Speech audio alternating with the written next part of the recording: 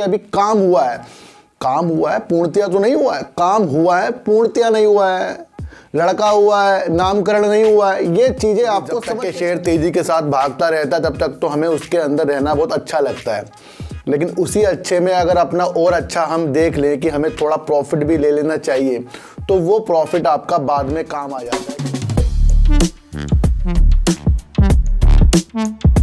नमस्कार, मैं स्वागत करता हूं आपका अपने ही चैनल पर जिसका नाम है डीप सर्च 6 और आज बात करेंगे सर IEX की और बात करेंगे टाटा स्टील और बात करेंगे सर रेलवे के जो शेयर गिरावट कर रहे हैं उनके बारे में भी एक विचार करेंगे कि क्या हमें आगे जाकर करना चाहिए। सर सबसे पहले मैं आपको एक चीज़ बता दूं कि शेयर मार्केट में प्रॉफिट वाली चीज़ें हमेशा हमें थोड़ी थोड़ी ले लेनी चाहिए, क्योंकि जब तक के शेयर तेज़ी के साथ भागता रहता है तब तक तो हमें उसके अंदर रहना बहुत अच्छा लगता है, लेकिन उसी अच्छे में अगर अपना और अच्छा हम देख लें कि हमें थोड़ा प्रॉफिट भी ले लेना चाहिए तो वो प्रॉफिट आपका बाद में काम आ जाता है, क्योंकि बाद में शेयर गिरावट कर ही देता है। कोई भी ऐसा शेयर नहीं है जो लगातार आपको मल्टीबैगर बनता हुआ दिख रहा हो। अगर वो लगातार मल्टीबैगर बनता हुआ दिख रहा है ना, समझ लेना उसके अंदर पब्लिक बहुत कम है सर। ये आप अपने मन में सोच लो। यही मैं आपको कह रहा हूं कि जिस तरीके से टाटा स्टील में कल एक बहुत ही अच्छी न्यूज़ जो मैंने आपको बताई थी और काफ़ी लोगों ने भी आपको बताई होगी, काफ़ी लोगों ने कहा होगा इस शेयर को खरीद लो, लेकिन जिस तरीके से मैंने आपको कहा ना कि सारी चीज़ें जिसकी नज़र जिस पे पड़ जाती है तो वो शेयरों को ऊपर जाना लाजमी संभव नहीं होता है। ये मैं आपको हर बार बताता हूँ। और मैंने ये भी कहा है कि जब भी कोई पॉजिटिव न्यूज़ निकल कर आती है तो ज़रूरी नहीं कि वो कल आपको अच्छा सा संकेत दिखा देगी। ये आप ध्यान रखना सर। सारे के सारे कल पॉजिटिव थे और हर न्यूज़ हर पेपर में आपको जिस तरीके से निर्यात शुल्क जो है हटा दिया गया सरकार की तरफ से अक्टूबर में जो कम निर्यात हुआ है, तो इसका एक उपाय जो मंत्रालय ने खोजा था, कल भी मैंने आपको इसके बारे में बताया था कि वो शुल्क हट गया है स्टील सेक्टर से, यानी कि लोहा स्टील जो बाहर जाएगा उसके अंदर निर्यात शुल्क बहुत कम हो जाएगा। ये कल मैंने आपको एक वीडियो के माध्यम से बताया था और इस तरीके से बताया था कि भाई ये तेजी के माहौल आपको नहीं दिखाएगा, ये अपने को संभालेगा, पहले वर्क करेगा, धीरे धीरे आपको मैंने सारी चीज़ समझाई है कि जब भी कुछ इस तरीके की चीज़ें होती है तो उसका कुछ भी आंकलन अगले दिन शेयरों पे नहीं पड़ता है। क्यों नहीं पड़ता है? क्योंकि सर ये अभी काम हुआ है, काम हुआ है, पूर्णतया तो नहीं हुआ है, काम हुआ है, पूर्णतया नहीं हुआ है, लड़का हुआ है, नामकरण नहीं हुआ है। ये चीज़ें आपको समझ के चलनी पड़ेगी सर। किस न्यूज़ में हमें तेज़ी आनी चाहिए, किस न्यूज़ से हमें तेज़ी में जो दिखती है उसमें गिरावट आनी चाहिए, इसकी समझ हमें अपनी दोबारा बनानी पड़ेगी। मैं आपको बता दूं, पल पल समझा रहा हूं आपको और पल पल सिखा रहा हूं कि अपनी साइकोलॉजी पे काम करना शुरू कर दो सर। टाटा स्टील एक बहुत ही अच्छा शेयर है जो आपको लाजमी प्रॉफिट देगा, लेकिन लाजमी का मतलब है कि कल और परसों नहीं देगा, ये कई वर्षों बाद देगा सर। ये ध्यान रखना। अब इसका आपको इतिहास नहीं पता है। टाटा स्टील जल्दी से प्रॉफिट देता ही नहीं सर, ये आपको समझकर चलना है। तो इसको आपको एक ऐसी दशा देखनी है कि अगर ये शुल्क हटाए तो जब इसके ऊपर ये कुछ निर्यात बाहर भेजेंगे तब वहां पर जाकर कुछ प्रॉफिट होगा। ये सारी चीज़ें मैंने आपको बीते दिनों भी बता रहा हूँ, सार्थक बाजार से चैनल पे भी बता रहा हूँ, डीप सर्च भी मैंने अलग से बनाया कि भाई आपको अलग तरीके से समझाया जाए। और सबसे ज़्यादा बात बता रहा हूँ कि आपको इन्वेस्टिंग में काम करना चाहिए सर। अगर आपने इन्वेस्टिंग में काम किया फिर आपको धोखा नहीं होता। टाटा स्टील लोग कहते सर यहाँ खरीद लूँ, कहाँ खरीद लूँ बताओ। टाटा स्टील को आप जहाँ मर्जी खरीदो, लेकिन टाटा स्टील को रखने की क्षमता कहाँ से खरीदोगे ये बताओ मुझे पहले आप। कोई आपको कह दे टाटा स्टील खरीद लो, आपने खरीद लिया, 110 में खरीद लिया, वो पहुंच गया 90 रुपये। अब क्षमता है वहां तक के देखने की शेयर को, इस शेयर को 90 तक देखने की क्षमता है। और मैंने कह ही रखा है कि 90-95 सोचो अपने माइंड में। और ये मैं इसलिए बोलता हूं कि हम वहां पर मजबूत हो जाते हैं। जो शेयर 110 में चल रहा है उसे हम 90 में सोचकर लें तो वहां पर हम मजबूत हो रहे हैं कि हमारा हृदय बहुत मजबूत है। तो इसलिए जो भी आपको लुहानी न्यूज़ आते रहेंगी, लुहाने टारगेट आपको मिलते रहेंगे, उसमें खोना नहीं है, अपने अंदेशों को मजबूत करना है। अब क्या हुआ सर, 99% लोगों ने सोचा कि शेयर आज आपको लगातार अपर सेकंड मार देगा, सोचा होगा जरूर और बहुत तेजी दिखा देगा, लेकिन हुआ क्या बाद में? प्रॉफिट बुकिंग आ गई। 1% लोगों ने जो अपना माल बेचा होगा वो तो प्रॉफिट में रहेंगे, जो 99% थे वो खरीद रहे होंगे। तो ये चीज़ें जो होती हैं ये आपको समझकर सर चलनी पड़ेगी। टाटा स्टील को मैं बिल्कुल भी बेकार नहीं बता रहा हूँ, पहले सिचुएशन को बेकार बता रहा हूँ। सिचुएशन को समझिए, कोई भी शेयर बेकार नहीं होता है। तो टाटा स्टील में बने रहने में फ़ायदा है, और 90 से 95 सोचकर अगर होल्ड करोगे तो ज़्यादा बढ़िया है। अगर वहाँ तक की क्षमता नहीं है तो फिर आप कोई सा भी शेयर ले लो सर, उसमें तो प्रॉफिट में कभी होने वाला नहीं है। बात करेंगे IEX की, जिस शेयर ने लगातार 2 महीने में आपको अपने को डबल करके दिखा दिया था, और हर न्यूज़ में हर चैनल पर आपको यही देखने को मिल रहा था यूट्यूब में, भाई इससे अच्छा कोई शेयर ही नहीं है। जब इसके बारे में मेरे पास फ़ोन आया मेरे दोस्त का कि भाई ये ले लो, ये 500,000 तक जाएगा शेयर, मैं तभी समझ गया था कि इसको कहीं ना कहीं से किसी ने बताया होगा शेयर को लेने के लिए।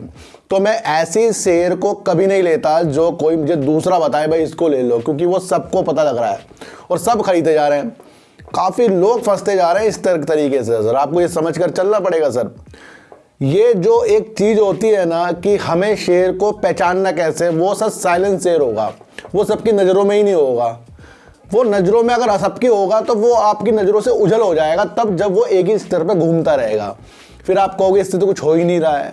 तो IEX एक बहुत ही बेहतरीन शेयर है, मैं आपको बता दूं, लेकिन जिस तरीके से अपना बाय बैक ला रहा है उसका उछाल आज आते हुए दिखाई दिया है, लोगों ने इसको खरीदा है।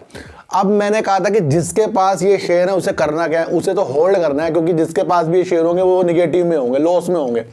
लॉस इस शेयर से बुक नहीं करना है, क्योंकि जब बाय बैक कंपनी लाती है तो वो मजबूत है, बहुत मजबूत होने के लिए बाय बैक कंपनी लाती है, उसका सब कुछ सही है, इसलिए वो बाय बैक ला रही है। इसलिए वो हमें कह रही है कि लाओ अपने शेयर हमें वापस करो, हमारे शेयर हमें वापस करो, ये रेट दे रहे हैं हम। तो कंपनी ये भी चाहती है कि जब वो बाय बैक लाए तो अच्छे रेट पर लाए, कि ताकि आप उनको शेयर देने के लिए तैयार हो जाओ। अब शेयर चल रहा हो यहाँ से 140 में, बाय बैक 90 में लाएगी, बेचोगे आप, हो गया, हम लॉस क्यों ले भाई।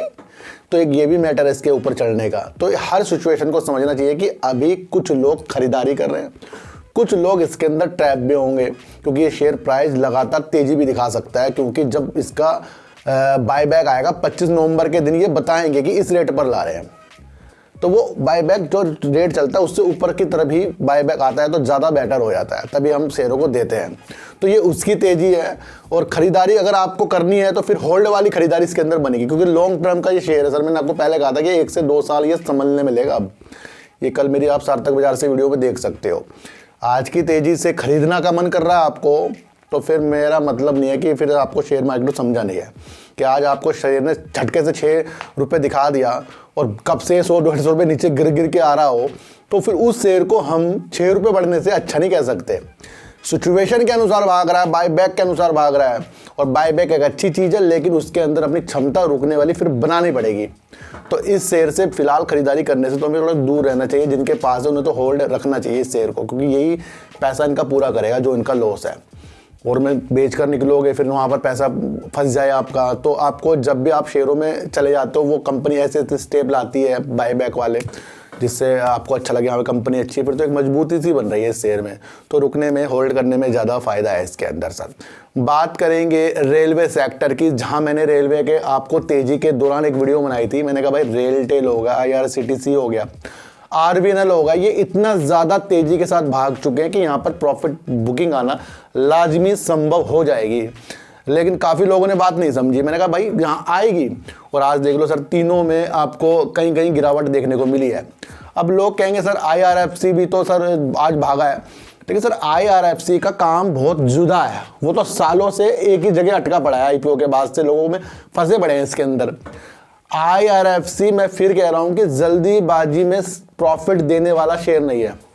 ये शेयर आपको डिविडेंड के माध्यम से रखना चाहिए। IRFC मैं आपको फिर बता रहा हूँ, ये शेयर आपको या तो बहुत ज़्यादा सालों के लिए, अपने बच्चों के लिए, या फिर 5 से 10 साल के लिए, अगर इस शेयर को हम सिप करके भी IRFC को लिए तो ये डिविडेंड हमें बहुत अच्छा आगे जाकर दे देगा, क्योंकि 37 एम्प्लॉयज़ के साथ और होटल से ये संचालित कर रहा है अपने काम को, तो ये बचत वाला काम है। फिर ये वित्तीय बाजारों से पैसा लेकर रेलवे को देता है। इन चीज़ों में बहुत टाइम लग जाता है आने जाने में, इधर से पैसा लिया उधर दिया, उधर से फिर पैसा कब आएगा, ये चीज़ों को पनपने में बहुत ज़्यादा लग जाता है। तो ये जो शेयर है ये रेलवे से जुड़ा हुआ शेयर है। IRCTC को भी मैंने आपको कहा था कि जब तक के रेलवे है तो इसका काम कंटिन्यू रहेगा। कैटरिंग का भाई कंटिन्यू है, एक से एक इनकी जो ट्रेन चले उसके अंदर पैकेज है, ये सब कंटिन्यू चलेगा इनका। RVNL जो है जिस तरीके से निर्माण का काम करता है ये भी कंटिन्यू रहेगा भाई, कभी ना कभी टूटेगा, ये कुछ ना कुछ चीज़ें होंगी तो ये भी कंटिन्यू होगा। रेलटेल है भले ही ये आपको गिरावट कर रहा हो, लेकिन एक संभावना ये जता देता है कि जिस तरीके से डिजिटलकरण ज़्यादा होता जाएगा वहाँ पर रेलटेल अपने ब्रॉडबैंड वाईफाई के माध्यम से रेलवे में छाता रहेगा। तो अगर इनमें गिरावट आ रही है तो सारी की सारी काम की वजह से कुछ नहीं आ रही है, प्रॉफिट बुकिंग हो रही है। बेस्ट शेयर है, ज़्यादा ऊपर चले गए हैं इसलिए थोड़ा अपनी प्रॉफिट बुकिंग कर रहे हैं। IRFC एक होल्ड वाला शेयर है जो डिविडेंड के माध्यम से हमें रखना पड़ेगा। लाखों लोगों की वीडियो देखकर इतनी तेज़ी में IRFC को खरीदने के लिए तैयार मत हो जाना कि फिर ये नीचे आकर आपको एक ही रेंज में घूमता जाए। हाँ ये है कि पैसा नहीं डुबाएगा आपका कभी भी, क्योंकि इसका सब कुछ अच्छा है इस शेयर का, IRFC का। तो मैं मानता हूं कि रेलवे सेक्टर से आपको प्यार हो गया होगा, भले गिरावट कर रहे हो और कर दे कोई बात नहीं, लेकिन प्यार हो गया होगा क्योंकि इनका काम जुड़ता हुआ है रेल से। तो सर IEX से अभी खरीदारी हमें थोड़ी कम कर लेनी चाहिए, होल्ड वाली स्थिति इसके अंदर बन रही है। टाटा स्टील में जिस तरीके से निर्यात शुल्क वाली जो न्यूज़ निकल कर आई थी उसने आज आपको बता दिया होगा कि भाई कुछ पॉजिटिव निगेटिव भी हो जाता है और निगेटिव पॉजिटिव भी हो जाता है, लेकिन इन सिचुएशन में आपको ढलना नहीं है, इनको समझना है और टाटा स्टील पे अपना ध्यान केंद्रित करना है, क्योंकि यही एक शेयर है जो आगे जाकर बहुत पॉजिटिव देश के लिए है और विदेशों के लिए भी ये काम कर रहा है। ये आपको समझकर चलना पड़ेगा। तो ऐसी वीडियो देखने के लिए मेरे चैनल पे आइए जरूर, सब्सक्राइब भले मत कीजिए लेकिन मेरी बातों को गौर से सुनिए ही सुनिए। तो फिर मिलेंगे आपसे नई वीडियो के साथ, जब तक के लिए नमस्कार।